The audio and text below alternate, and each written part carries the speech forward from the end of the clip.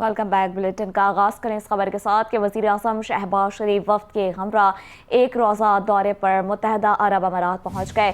وزیر اعظم دورے کے دوران متحدہ عرب امارات کی قیادت سے ملاقاتیں کریں گے۔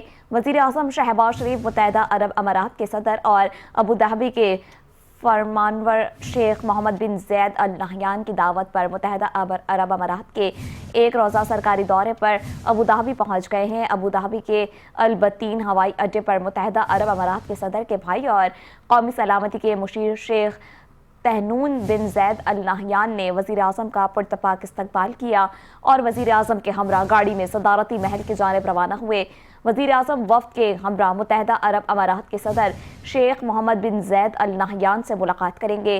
ان اعلیٰ سطح کی ملاقاتوں کے دوران ان دو طرفہ علاقائی اور عالمی امور پر تبادلہ خیال کیا جائے گا۔